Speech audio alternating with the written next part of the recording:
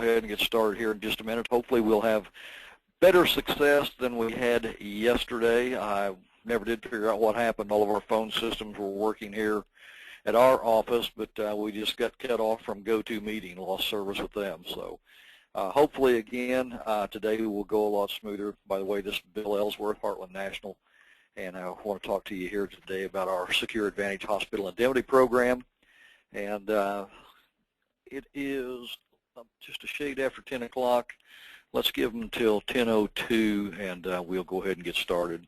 Try to get this through here in about 45 minutes. That way you guys can get on and finish up your week, get ready for the weekend, and get ready for this AEP that is just right around the corner. So hang on for just 1 second here, and we'll get started.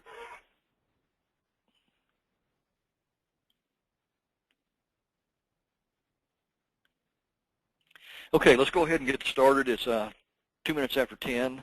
We want to talk a little bit about things that are affecting a lot of our financial bottom lines. A lot of changes going on in the Medicare Advantage arena this year. A lot of companies are just now notifying agents that there are some different payments that are going to affect their commissions in the AEP for 2014. So this, I took out the insurance company's name that sent this out. A lot of you may even receive this. But basically, if you look at this 270-page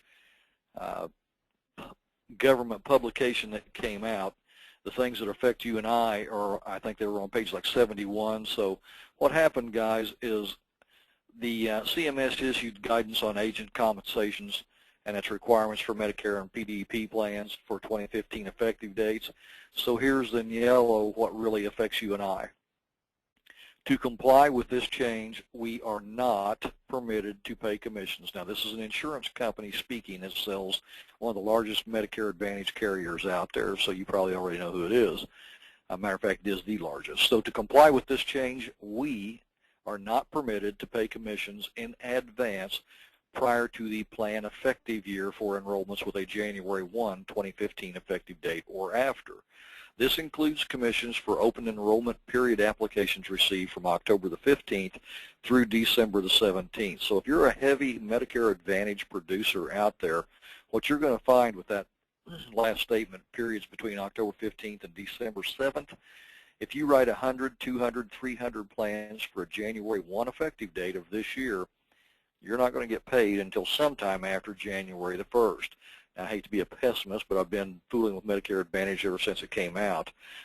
My guess it'll be closer to January the 15th than January the 1st when we get paid and get our true up. So that is a big, big shock for a lot of agents for the simple reason that's going to affect their cash flow in 3 very important holiday periods right there in a very short period of time. You have Thanksgiving in November, December, Christmas, and then you've got the New Year's Eve holidays.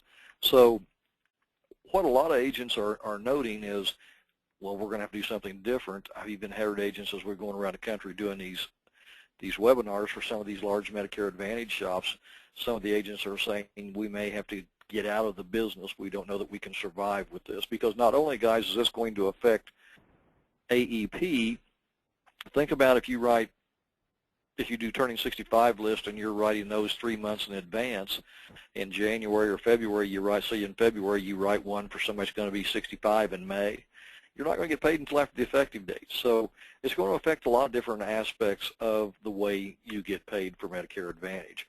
They've already made changes last year to where if you write it after say you write it in October, and say they're going to be 65 in October and you wrote it in September, well, they're going to pay you 3 months and then prorate it in January. So they're really, really squeezing back the guy that's out there doing the hard work, which is you and I writing the business.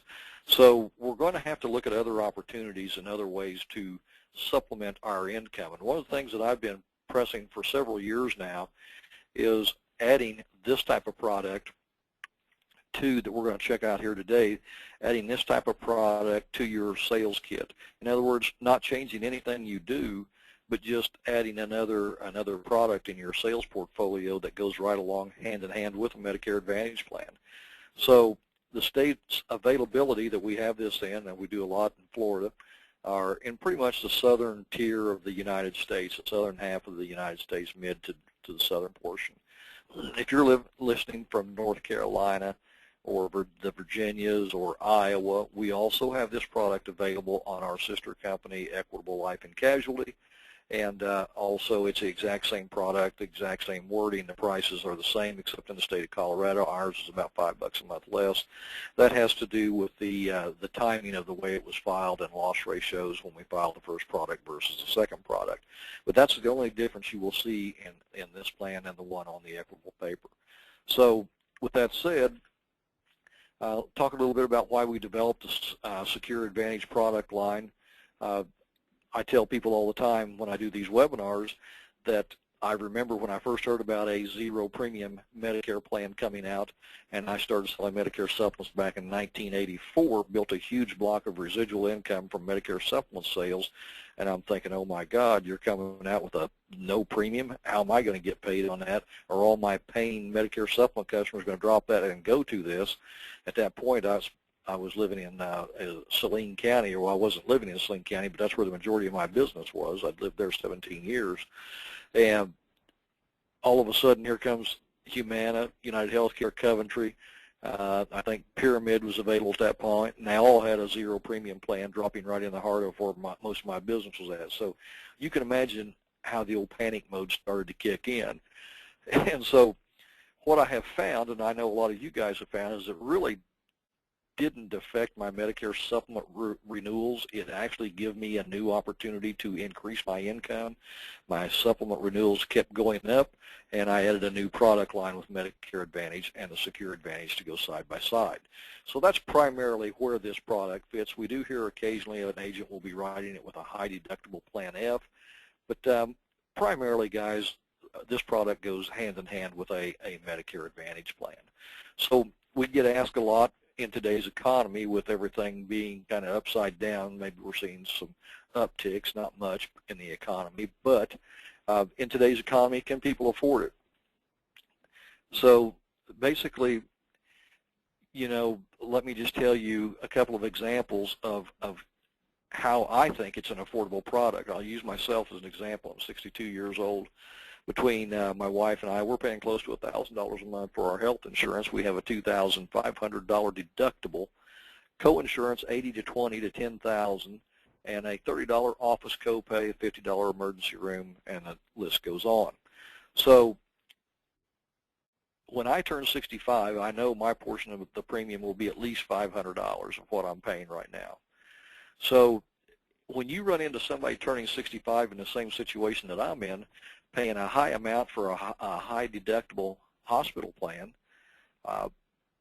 you know, I'm used to paying that much money. So if you're putting them in a zero premium or a very low premium Medicare plan, do you think that I would be able to pay $60, $70 a month if I'm used to paying $500? Of course I can.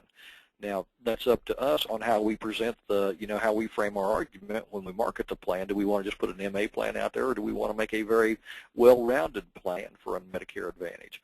So stop and think about why people buy a Medicare supplement policy. You know, they're on original Medicare Part A, Part B. Well, why do they buy a supplement? Because there's deductibles, co-payments, and co-insurances and out-of-pocket limits on a Medicare, just on original Medicare. So they buy a supplement to go along with it. So if you and I are moving them from original Medicare over to Part C of Medicare, doesn't it make kind of sense that if we're putting them in Part C of Medicare, there's also deductibles, co-payments, co-insurances, and out-of-pocket cost? There definitely is. So in today's world, this is a very affordable product, and it's a very good time to market this product side by side. Another situation that I run into, not always, but every now and then, you'll run into a situation to where maybe you're talking to somebody that's got a long-term care plan that's went up in premium, and maybe they're paying for a Medicare supplement that keeps going up in premium. Maybe they don't have long-term care, they just got a med sup, but the premium keeps going up, and they come back to you, the agent, and they say, hey, Bill, I just can't continue to pay these premiums. I'm on a limited income. I need you to help me find something different. So that client is presenting another opportunity for me. Say they're paying $220 $30, $40 a piece by the time they, you know, pay their Medicare supplement premium, husband and wife, and all of a sudden they got to buy a Medicare drug plan. Now their premium's getting up over $200, and they're telling you, I can't keep doing this. You have an excellent opportunity to get them into a Medicare Advantage plan and round it out with this plan that you could probably pick up another $60, $70 worth of income, and this, guys, is a lot more higher comp than a Medicare supplement first year. So you'll walk out of the house, if you write a Medicare Advantage and this plan together, you'll walk out with several $100s of for your hard-earned work. So what's in it for us as agents? Well, first off, the main things in it is we're going to make a better product situation for scenario for your client. So what I did, guys, is I just took a 65-year-old $200 a day hospital benefit. I added a $10,000 lump sum cancer rider. That's going to generate a monthly premium of about $62.80. By the way, these rates are the same for female or male, smoker, non-smoker. It's not like a med supp where you have to figure zip codes, male, female, smoker, discounts, all kinds of stuff. So $62.80. If you take that, that's going to generate an annual commission somewhere in the $450 range. And guys, if just 2 sales a week, if you can just add 2 of these a week to what you're currently doing with your Medicare Advantage, there's $900 in commission right there that you would pick up on 2 sales. If you do that, you could increase your annual income by about $45,000 a year. We have guys that are writing 100 to 200 of these a year in several different states. So when you start adding those numbers up, they're making very, very good money just selling this product alone. And stop and think about this. There's no regulation for this product. There's no CMS looking over your shoulder when you sell this product. You can sell this product all year round. You can knock on somebody's door and sell this product. So you don't have all the regulation that you have with Medicare Advantage. And by the way, I'll show you a scope of appointment form here shortly. You can do this at the same time that you sell the Medicare Advantage plan.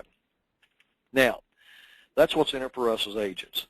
So one of the most important things that I have always, when I listen to a lot of different webinars, I hear them, they'll go through the product, the application, and say, okay, guys, that's it, go sell it. Well, to me, as a salesperson myself, I'm asking you to take a look at our plan. Maybe I ought to try to give you some ideas on how to sell that product. So what I did is I created a presentation that's got a transition phrase. I just sent that to a guy, I believe, in Oregon. He said, great presentation. Can you send me the transition phrase? So there's a guy that's listening to the webinar, and he's going to take what we're putting out, and he's going to use it to his advantage. I've got an agent in Arizona that claims he's selling 6 to 7 out of every opportunities that he presents this, and he pretty much goes through the presentation as I'll lay it out for you here in just a second. Okay, so how we present the product. Before we do that, let's go ahead and take a look at the different options on the product, and then we'll get into what I call my favorite part, and that's how to sell this product. We offer 3 different benefit levels, silver, gold, and platinum. If you're listening from the state of Florida, we only have a gold and a platinum available, and the reason for that is that's the way the Florida DOI said we had to file it. But for most states, we do have 3 different benefit levels. Now, guys, keep in mind that says silver. You may be in a state where that Department of Insurance has come back and said, since the ACA came out with platinum or metal plans like what we have always had, you guys get to change yours. We've had ours on the market for over 4 years, but when the ACA came in, they sent us a letter and said, change your name for your product. So you may see level 1, level 2, and level 3 if you're in a state that requires us to do that. Primarily for today's webinar, we do want to talk about the silver benefit level. Because this is the product that is getting sold the most. We are thinking about revamping of this product. We've already sent some stuff to the actuary department to start looking and pricing it. We're going to do it kind of like when you go to McDonald's. Do you want fries with that? Do you want a Coke with that? Things like that. So in other words, we start out with a daily hospital amount, and then you can add different riders to it.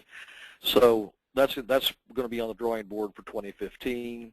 And hopefully you guys will like what you see when it does come out. Anyway, for today, silver benefit level is a 10-day maximum benefit period for each period of care. The daily benefits run from $100 to $500 in $50 increments. If I could just reach in there and flip that brochure over there, it would have all the rates. I will show that to you at the end of the webinar. You'll see how easy this thing is to price out. So what defines a period of care? A period of care is defined by, under original Medicare, 60 days has got to separate two hospital admissions to start out in the new benefit period. We've cut that back to 30 on our product. So we have a 10-day maximum benefit period for each period of care. 30 days must separate one hospital discharge to another hospital re-entry. So if you had a person who got out of the hospital today and had been in there 10 days and used their entire benefit period up, they would have to be out 30 days from today to go into another 10-day benefit period. Most of the competition, if you look at that, they'll show just like Medicare, 60 days requires separation for a new benefit period. I just got a claim on a lady that used her 10-day benefit period up, and she's been out about 2 months, not quite, and she's been back in for another 14 days. She's having kidney failure problems. So although that 30-day separation is not a big deal when you start talking in the big scheme of things, it is a big deal if you're the person that has to be out 60 days and you go back in and had already used your benefits up. So 30 days separation is all we require. By the way, I would tell you we pay for observation stays. I have a slide on that here shortly. I'll show it to you. We've been paying for observation stays since the very beginning of this product offering. Durable medical equipment is $200 per occurrence per year, $2,500 lifetime maximum. So if you had a person who had a durable medical equipment, they went and got a cane or something like that, and the Medicare charge was approved was $500. Medicare paid 20% of the $500. That's $100. We would still send them a check for $200, even though the bill was $100. The reason that's done that way, guys, is this is an indemnity policy, and indemnity has to pay every scheduled benefit on this plan if they have a claim on that. The ambulance is $100 per occurrence, $2,500 lifetime maximum. Most ambulance copays are $65, so we still pay them $100. The emergency room is $150 per emergency room visit following an accident, injury, and mark my word, it also pays for sickness. So if you have a client that thinks they're having a heart attack in the middle of the day or the night, and they go to the emergency room and they get the denial letter from the competition saying, oh, that wasn't for an accident or an injury, that was for a sickness, we don't cover that in the emergency room. You will not have to worry about that with our plan. So let me give you a scenario. Let's say that you wrote somebody a silver plan and they were having something that caused the ambulance to come pick them up, took them to the emergency room, and the conversation went kind of like this. Well, Bill, I've run all these tests. I don't find anything wrong. I think maybe instead of a heart attack, you were maybe just having an anxiety attack. I'm going to go ahead and let you go home. So I didn't go to the hospital. We're going to pay both of those benefits, accident or injury or sickness. The competition would deny those because they were not admitted to the hospital. We pay them. But take it one step further. Same scenario, ambulance comes and gets you, takes you to the emergency room. This time the conversation goes like this. Bill, I've run all these tests. I'm still not 100% sure that you didn't have some issues going on, so I'm going to go ahead and put you in an observation. I'm going to go ahead and put you in a hospital overnight. If you're doing better tomorrow, I'll probably let you go home. So tomorrow rolls around, the doctor says you're doing fine, he lets me go home. They send that bill in to the Medicare department, and Medicare comes back and says, well, that's not an inpatient stay, that's an observation stay. They submit that to some of the competition out there, and the competition says, no, we don't pay observation stays, you got to be hospitalized. Who do you think your client's going to pick up the phone and call first? They're going to call you and me, and they're going to say, by the way, that plan you sold me isn't any good. I'm going to cancel it. And by the way, I sent you to my brothers and my cousins. I'm going to call them and tell them to cancel it too. So you lose residual income. You got an angry client.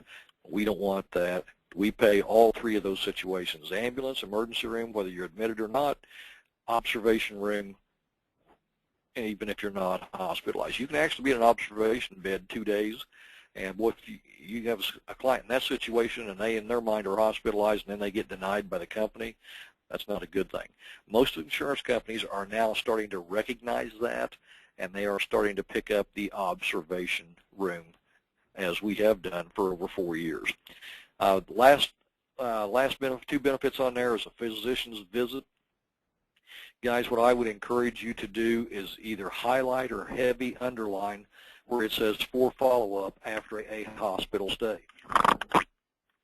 That's what that's made for. If you've ever been in the hospital or had a loved one in the hospital, one of the last things the doctor says as he or she comes to your bedside to dismiss you is, hey, Bill, I'm going to let you go home.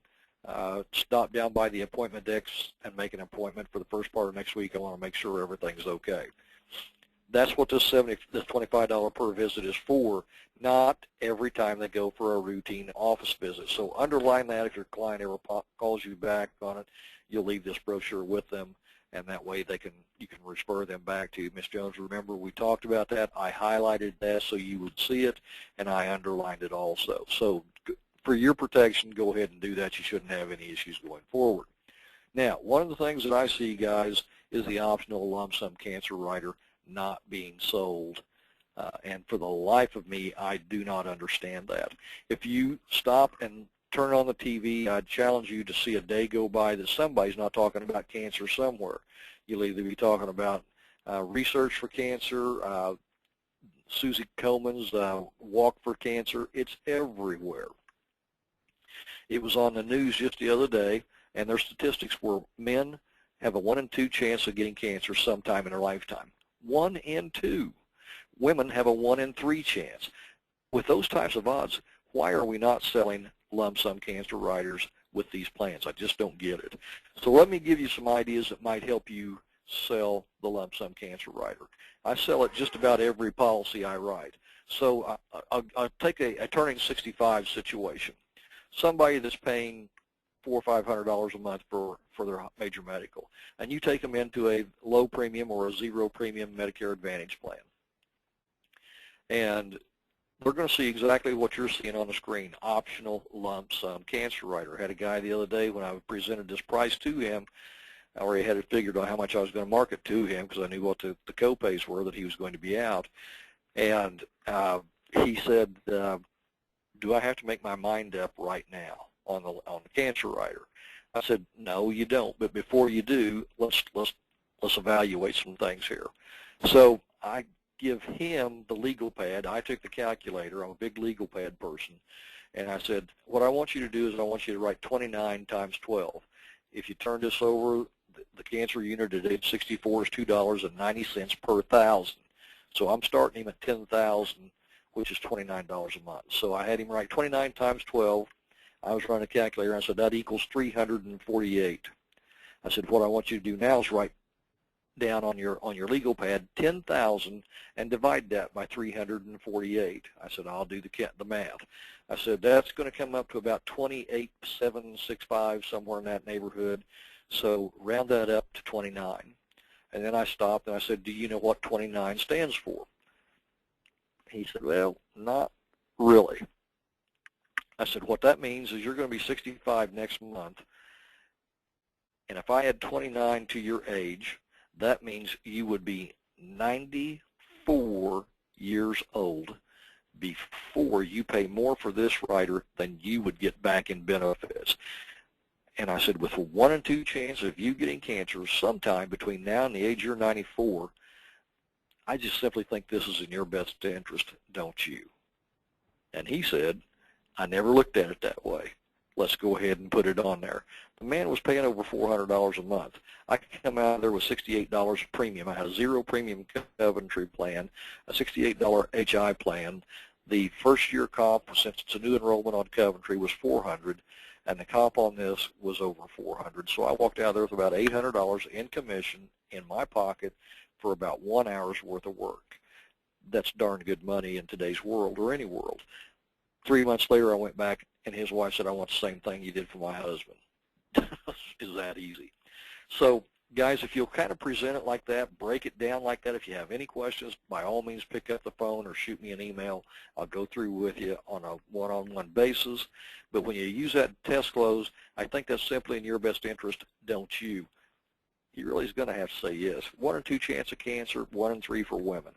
Another area that you can, if nothing else, if they don't go for that, or if they still don't want it, you can at least say, well, Miss Jones, do you like donut holes? Wait for them to answer. Everybody likes donut holes, unless what? Unless it's the Medicare donut hole. Nobody likes that. So the new numbers are out. It's still going to cost them about $4,000 to get through the donut hole. There's cost sharing. They're trying to close that by 2020. That's still 6 years from now.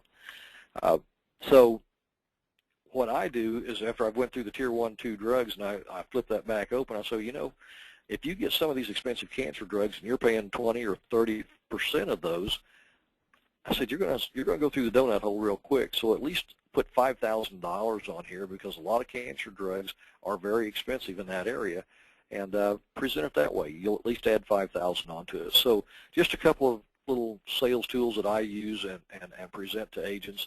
And guys, it's very effective if you present it that way, and you'll add that cancer rider in a lot of situations. Everybody knows somebody that's had cancer. Get them involved. Ask them if they know somebody that's had cancer. Tell your side of the story. Maybe you've had family members that have had cancer. I've got a daughter that's had malignant melanoma. So it's everywhere. So use those things to our advantage. But the main thing you're doing is you definitely are doing a good thing for your policyholder. So let's talk about observation versus inpatient. Here's a slide that we have a lot of agents request, and I'm not going to read the whole thing because of time, but basically if you look at what is upcoding and look at the highlighted areas, it says Medicare will then reimburse the hospital, but it doesn't always go that smoothly. So someone is put in the hospital in order to recover when they should have been placed in observation, but it gets coded as an inpatient. So this is where upcoding can take place and the problems start. If the upcoding has occurred and the hospital has been paid more care than was actually required, Medicare can potentially take back the full reimbursement, and guess what the hospital gets back with that? They get nothing. So when somebody goes into the situation and there's a remote question that could be coded as an observation versus an inpatient, here you go. Pardon me, that came from nowhere. If that happens, the hospital definitely will go ahead and code that as an observation instead of an inpatient. That way they don't have to worry about losing the entire payment at a later date. And a recent study has shown this trend has caused about a 25% increase in observation stays. Again, we pay for it. Some of the policies still do not. Okay, I'm going to buzz through these next 2 benefit levels because they're basically all they are is just the benefits go up a little bit. The gold is a 20-day benefit for each period of care. Used to sell this when we had a lot of private fee-for-service here in the state of Missouri because I think United Healthcare had a plan out there that had a 16-day exposure for the hospital if they went in, so we would write this plan side by side with it. The durable medical equipment is up to $300, the ambulance $150, the emergency room is $200, and then you have your doctor's visits the same, and the optional cancer rider. The gold and the platinum we don't see a lot of. Let me back up. If you're listening from Florida, the gold level in Florida is a 31-day maximum benefit period. The other benefits are the same. Platinum, don't see a lot of this coming in. It's a 90-day maximum benefit period for each period of care. Again, we were required to file it. Durable medical equipment's at $400, ambulance at $200, emergency room $250, and your 2 bottom benefits remain the same as the silver, $25 for a follow-up visit, and your optional lump sum cancer rider. Okay, if you think I don't believe in the cancer rider, there is a plan that I wrote on a lady right here in Blue Springs, Missouri. By the way, I talked to her daughter yesterday. She lost her battle with cancer last week, but she did receive on the 13th day of November last year a check for $10,000 for the cancer rider. And if you follow down through the explanation of benefits, it has the agent's name. That's my name right there, Bill Ellsworth. And when that lady came to my office, she said, "I'm so glad that you persuaded me," she said, to go ahead and put that cancer rider on there. She said, all I was really interested in was covering the hospital copays and some of the other benefits. She said, but I am so thankful now that I'm getting all of these bills that this sure eases my financial burden. So guys, put the cancer rider on a plan. It's a good benefit for the policyholder, and cancer is everywhere. Okay, talk a little bit about the app. Very, very simple application. Part 1 is all the personal information. Part 2 is your benefit selection. Down at the left-hand corner says silver, gold, and platinum. In the middle is your daily hospital amount. How many dollars are you writing? You can write anywhere from $100 to $550 increments. If they want $250, write $250 in there. If they want $300, write $300. And then your first occurrence cancer rider, are they buying $1,000, $2,000, $3,000? You can do it in $1,000 increments all the way up to $10,000. Lower left-hand corner, are you replacing another plan with this plan? If you do, you have a replacement form that has to be filled out. But we don't see a whole lot of replacement with this plan. Part 3 is the medical questions. I want to give you a couple of different scenarios. Question number 1, in the past 2 years, have you seen a physician, been diagnosed, taken medication, or been advised to have treatment, surgery, or taken medication for internal cancer, leukemia, melanoma, Hodgkin's disease, or lymphoma? If they answer any of these questions yes, you cannot write the policy. So do a good job. Go through there and ask these health questions. You don't want a situation where a policyholder thinks they have coverage and 2 or 3 of the questions should have been answered yes, and either you didn't do a good job underwriting or asking questions, or they didn't tell you the truth. We had an app get rescinded here just the other day. A claim came in. It had been about 3 months from the date of the app, and 5 different scenarios on this app should have been checked yes. She was on oxygen. She was in the 3rd stage of kidney disease, and about 100 units of insulin a day. I mean, it was very apparent that somebody didn't do their job. So all I'm saying is ask the questions and make sure you do a good job underwriting, and you won't have any problems. So number 1, internal cancer in the last 2 years. If they say to you, well, Bill, if I make it to December the 1st of this year, I'll be cancer-free 5 years. Legally, she could answer that question, yes. Or, I mean, no, she has not had any cancer treatment in the last 2 years. So make sure you ask the questions. Now, what you couldn't do in that situation is you couldn't come down and add the cancer rider, because 10 years on cancer, if you look at question number 1, answer only if you're applying for the first occurrence cancer rider. You can only, it's got to be 10 years separating if they have had cancer in the past. But she still could get the base policy. Come down to question number 2, in the past 1 year, not 2, letter B, have you been hospitalized 2 or more times or been advised to have surgery that is not yet completed? And so your conversation goes kind of like this. Well, Bill, let's see, yes, I was out at St. Luke's Hospital for 4 days last month. I had pneumonia. And before that, I think in probably February of this year, I was out there and I had cataracts, and in the following month I had it taken off my right eye also. So in their mind, that's more than 1, 2 times, 2 or more. You and I both know the cataracts that she's describing was an outpatient procedure. So all I'm saying is ask the questions, dig in and make sure a yes is really a yes. Don't go ahead and shoot yourself in the foot. Like in that situation, if you just took their word for it and didn't dig in, you would check yes, couldn't issue a policy when 2 of the 3 descriptions she gave you were outpatient. Okay, any questions on the app, go ahead and email us, or you can send your questions in right now on the right-hand side of your screen. There's a little orange arrow up there. You can click that and text your questions in. I think Rashawn's on the other line. She probably will answer a lot of the questions as we move through. Okay, premium payment. You don't need to fill this out if they've already filled it out on the first page of the app. Again, it says if the payer is assigned. If it's different than the applicant, then you need to fill it out. If not, you don't need to worry about it. Initial premium, if you come right down below city there, it says initial premium paid. Right below that in parentheses, must include a $25 application fee. So for simplicity, say the premium was $50 even, and there's a one-time application fee. You would write $75 in there. Then you see where it says 2 months for monthly bank draft, right there, and where I'm highlighting it. Draw a line through that, pick up one. We won't pin your business or put it in queue and call you and say, hey, go pick up that other month's premium. We'll issue your policy. 1 month's all necessary. Directly to the right of the highlighted area, you see where it says select bank draft date. Write down their bank draft date. Check I authorize bank draft payments if that's exactly what they're doing. But if they have special requirements, let's say that I'm writing an app today. I believe this is probably, what, the 5th? Yeah, for September the 5th. And let's say my policyholder says, I'm going to give you a check today, or I'm just going to give you a void check, but don't draft my bank account until the second Friday of the month, or maybe the third day. Maybe they get their Social Security check on the third Wednesday. Put the instructions right above that clear area, or where it says select bank draft day, where there's no boxes or anything written there. You got an open white area.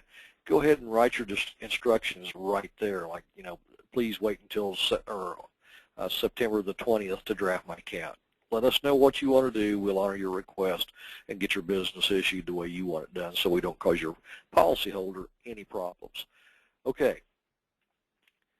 Hospital indemnity products. You see where that's all blown up right there? We'll look to the left, right of that, and right above where it says products, you'll see it says scope of sales appointment confirmation form. This is a scope of appointment form.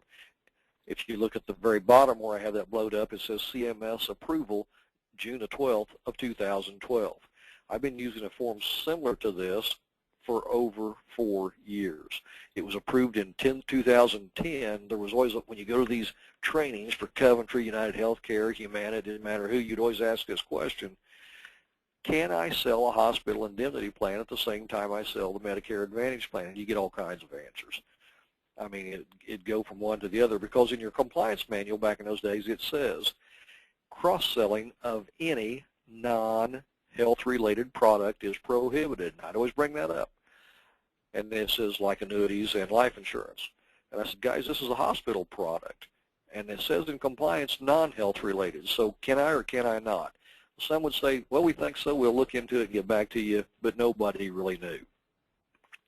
Finally, Coventry took the lead, submitted it to their compliance department, submitted to CMS, and got approval. Been doing it since 2010 with a form similar to that.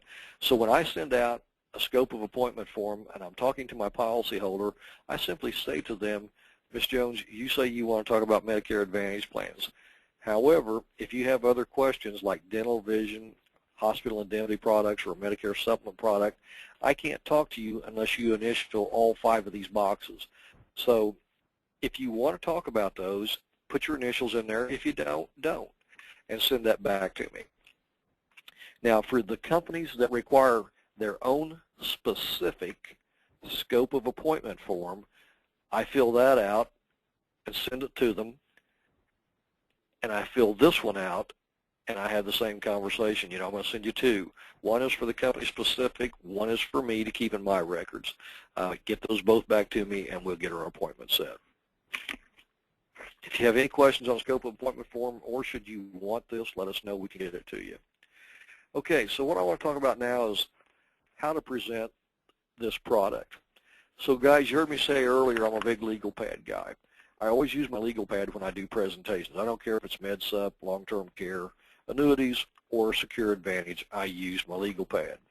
So if you're presenting Coventry, United Healthcare, or Humana, they are all mandated to say the same thing in the summary of benefits. So when you come to number 3, it will say inpatient hospital care.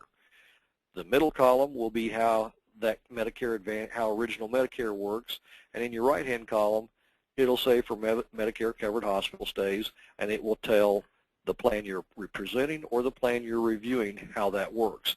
So on my legal pad, before I get started on going through the summary, I write a you pay column over in the left-hand column, and I underline you pay. And every time I come to a benefit, such as this right here, days 1 through 7, $250 a day, what I simply say to the prospect is, once I have said, now, you know, Mr. Jones, if you're in a hospital for days 1 through 7, there's a $250 copayment. Now what that means to you is if you're in the hospital for 7 days, you are going to be responsible for $1,750. But I don't want you to worry about that. I'm going to show you how you can not have to pay that.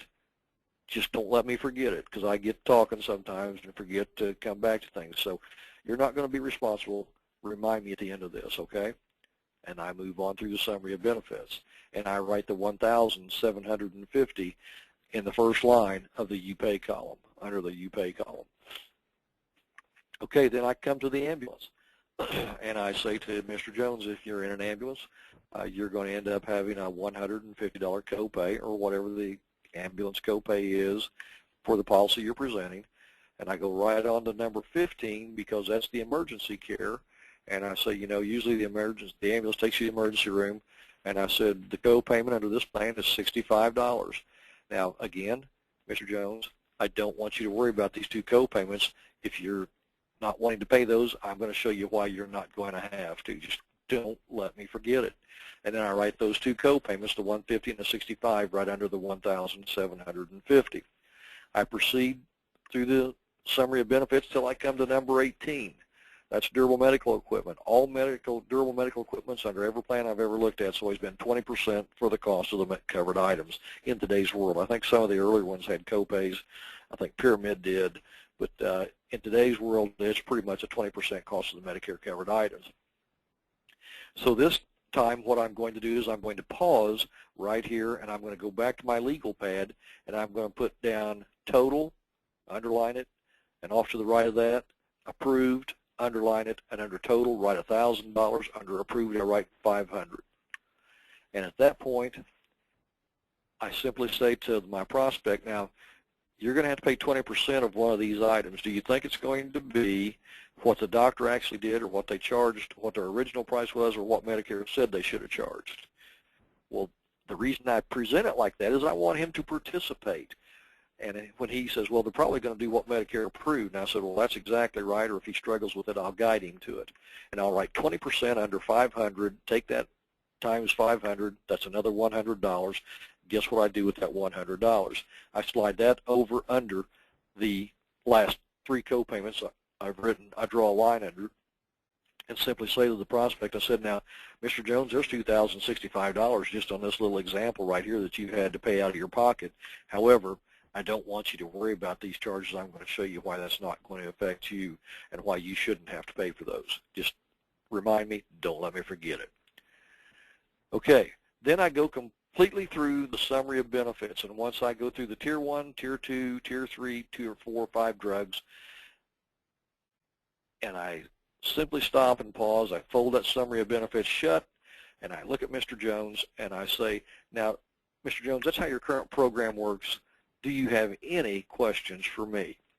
Well, what do you think Mr. Jones is going to say after I've told him 4 times now not to let me forget something? He's going to remind me that I was going to have to show him how some of those charges were not going to affect him. So I thank him for that. I said, I'm glad you reminded me. I was getting ready to do something different. Guys, here's your transition phrase. If you will learn this transition phrase, you know, one of the hardest things you and I as agents always have to do when we're cross-selling a product from one thing to another is how do I go from this product to this product and not sound like a predatory insurance salesman? I need a smooth transition. I assure you, if you will learn this transition phrase, that problem is solved. It takes a little studying, but it's not very long. So here's the transition phrase. So, well, Mr. Jones, back when we first started selling Medicare Advantage plans in 2005, with an effective date of January the 1st, 2006, no one, including me, knew how benefits were going to be paid out. Guys, these were brand new plans, and nobody did know how these were going to work. You know, we heard what all the company representatives were telling us. Go to any hospital, any doctor, private fee-for-service, no, it's the greatest thing ever. Well, it didn't quite work out that way. There was a lot of hiccups when these things first hit the street. So I say nobody, including me, knew how these benefits were going to be paid out. After a couple of years, we noticed our clients were paying a lot of money out of their pocket when certain scenarios took place. So let me just ask you a couple of quick questions. Mr. Jones, have you ever been in an ambulance? It doesn't matter if he says yes. It doesn't matter if he says no. The response is virtually the same. If he says, yes, I have been in an ambulance, I simply say, well, where did that ambulance take you? If he says no, I simply say, well, if you were in an ambulance, where would they take you? Try that on somebody. I assure you they're going to say this right here, to the hospital. That's perfect. That's what I want them to say. And then I'm going to say, well, I understand they're going to take you to the hospital, but what part of the hospital? Well, the ambulance always takes you to the emergency room. I want them to identify those two co-payments. I'm going to point right back over to that legal pad, and I'm going to say, well, Mr. Jones, you just triggered two co-payments on your Medicare Advantage plan, the ambulance at $150 and the emergency room at $65. So I say to him now, well, Mr. Jones, now one of two things will happen while you're in that emergency room. First, they will stabilize you and let you go home, but if that doesn't happen, what do you think is going to happen?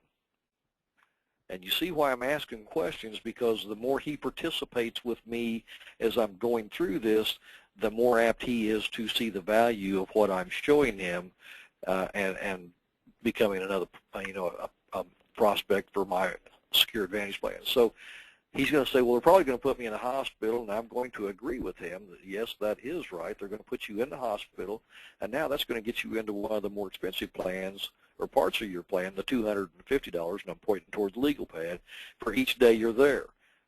Then I say to him, Mr. Jones, that's exactly why we created this program, and I was involved in creating this program. That's why I say we.